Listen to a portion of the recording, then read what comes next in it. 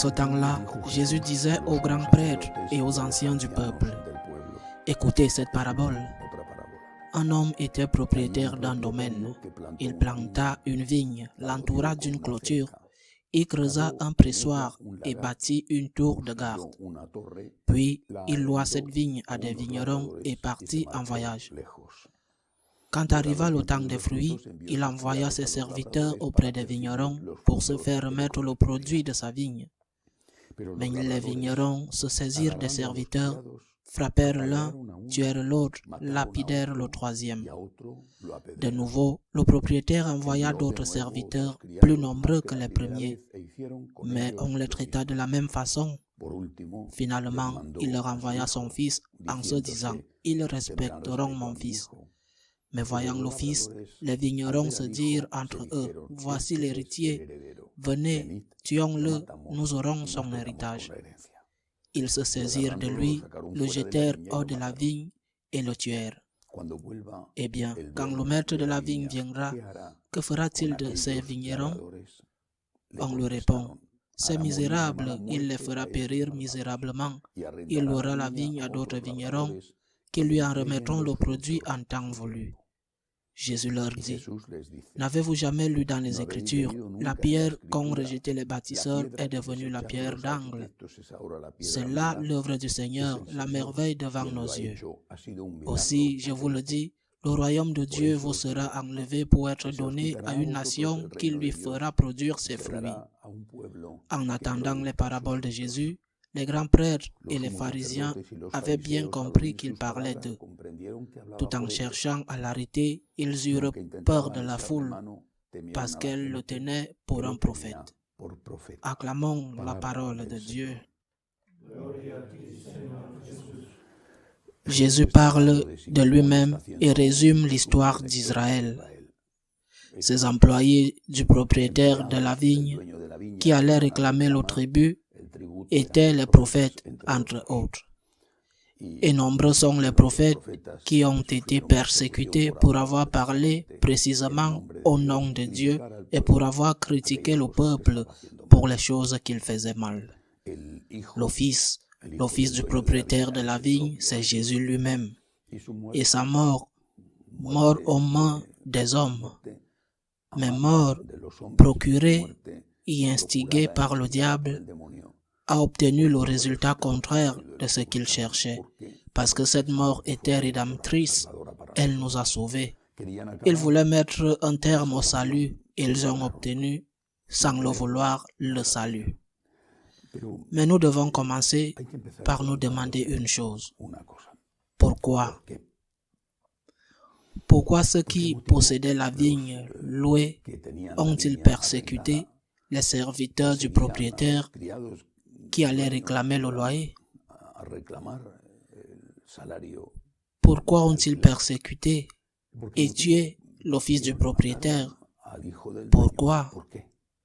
Si nous ne comprenons pas pourquoi, nous ne comprenons pas la parabole. Pourquoi? Était-il mauvais parce qu'il voulait? Aimait-il tuer? Eh bien, dans ce cas, non. Il y avait une cause. Le propriétaire voulait recevoir le loyer, c'est-à-dire qu'il revendiquait ses droits. Ce n'était ni un caprice, ni une injustice. Il en avait le droit. Il était le propriétaire. Il avait loué la vigne et il voulait percevoir le loyer. Et quel est ce loyer? Les bonnes œuvres. C'est cela le loyer. Qu'est-ce que Dieu nous a donné? Quelle est la vigne? Notre corps, notre vie, notre âme. Nous sommes la vigne, chacun d'entre nous. Notre famille est la vigne. Notre pays est la vigne. Qu'as-tu qui ne t'a pas été donné? Bien sûr, celui qui n'a pas la foi ne le verra pas de cette façon. Mais nous qui avons la foi, savons que nous devons tout à Dieu. Même si nous avons dû faire notre part de travail, les ouvriers devaient également travailler dans les vignes. Le propriétaire de la vigne ne leur demandait pas tous les fruits, il leur demandait le loyer. celui sur lequel il s'était mis d'accord. Tu en gardes une partie et tu m'en donnes une autre. Je ne sais pas comment se déroulaient les coutumes de location à l'époque, que ce soit la moitié ou le dixième, mais le propriétaire de la vigne avait le droit de réclamer ce loyer. Dieu nous a tout donné et il demande les bonnes œuvres. C'est cela le loyer. Il nous demande de l'adorer. Il nous demande de l'imiter dans notre comportement. Et cela est agaçant. On dit souvent une phrase qui est vraie. Il faut tuer le messager. On l'applique plus souvent à ceux qui transmettent des informations qui ne sont pas agréables à entendre. Aux journalistes, par exemple. Le messager doit être tué. Dans ce cas, le messager qui est allé au nom du propriétaire pour dire « il est temps de payer le loyer », qu'il s'agisse d'un employé ou de son propre fils, il est temps de payer le loyer. Aujourd'hui, c'est le messager qui dit « ce que tu fais est mauvais, tu ne dois pas le faire. Et si tu le fais, tu dois savoir que c'est mauvais. Tu ne peux pas tuer. Tu ne peux pas tuer l'enfant dans le ventre de sa mère. Tu ne peux pas le faire. Tu ne peux pas tuer un enfant parce qu'il est atteint d'un syndrome, le syndrome de Down par exemple. Tu ne peux pas le faire. Tu ne peux pas tuer les personnes âgées parce qu'elles te dérangent ou parce qu'elles sont une charge pour la sécurité sociale. Tu ne peux pas faire cela. Tu ne peux pas fermer les yeux ni les oreilles aux personnes qui sont assises à ta table, mais tu ne les nourris pas. Ou qui sont à la porte de ta maison, mais tu ne leur ouvres pas la porte. Le Seigneur nous demande de bonnes œuvres parce qu'il a le droit de les demander. Il nous demande de bonnes œuvres et cela nous met mal à l'aise. La conscience nous dérange. La conscience ne nous permet pas de profiter de nos luxes et de nos plaisirs.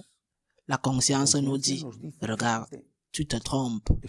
Regarde, celui-là a besoin de toi. Regarde, tu es en train de voler. Et que faisons-nous? Tuer la conscience. Et qui est la conscience? La conscience de l'homme, de ta famille, du monde. C'est l'Église. Et on commence à jeter des ordures que l'Église elle-même fournit parfois, des scandales, des péchés. Et nous commençons à dire, oui, ils sont comme moi, ou pire que moi. Ils n'ont pas à m'apprendre quoi que ce soit. Ce ne sont pas des professeurs de morale. Ils ont des péchés, ou même des crimes que je n'ai pas. Et cela est dit simplement parce que nous n'aimons pas écouter ce qu'ils disent. Faites ce qu'ils disent, ne faites pas ce qu'ils font. Quand l'Église enseigne, comme elle l'a toujours fait, non pas avec des nouveautés qui sont contre la parole et le magistère, contre la tradition, mais comme elle l'a toujours fait, même si celui qui l'enseigne n'est pas parfait, ce qui compte est ce qu'il enseigne. Si l'employé, le prophète, se rend au nom du propriétaire de la vigne pour percevoir le loyer, si l'employé vient te dire, mon patron m'a envoyé et me dit que tu dois faire ceci et cela, et tu dis à l'employé, mais qui es-tu? Tu es une personne avec des défauts, je ne t'écoute pas parce que tu as des défauts, parce que tu as des péchés. Mais je ne suis pas là pour te dire de me payer, je suis ici pour te dire au nom de mon patron que tu dois lui payer le loyer. Bien souvent, trop souvent, toute cette campagne contre l'Église a été due non pas à la recherche d'une purification de l'Église elle-même, bien que celle-ci, grâce à Dieu, soit en train de se réaliser, bien que lentement, mais elle a été due à une tentative de faire taire la voix de l'Église, une voix prophétique qui était agaçante, qui allait à l'encontre du politiquement correct, qui allait à l'encontre des seigneurs du monde, et qu'ils ont finalement essayé de museler, parfois en éliminant ce qui était agaçant, et d'autres fois en mettant en évidence leurs défauts afin qu'ils soient moralement discrédités. Le Seigneur nous a sauvés, il nous a rachetés et il est notre espérance, il est irréprochable, il est le fils du propriétaire de la vigne. Mais même si ceux qui parlent au nom du propriétaire ne sont pas parfaits, il faut écouter leur voix quand ils parlent au nom du propriétaire de la vigne naturellement. Ne cherchons pas d'excuses en disant qu'ils sont très mauvais ou qu'ils ont des défauts, car cela nous justifie peut-être devant notre propre conscience manipulée, mais cela ne nous amènera pas à faire ce que nous devrions faire. Et à la fin, comme le dit la parabole de l'évangile d'aujourd'hui, le Seigneur nous enlèvera la vigne pour la donner à d'autres vignerons qui payeront le loyer en temps voulu, à d'autres qui ont de bonnes œuvres. Qu'il en soit ainsi.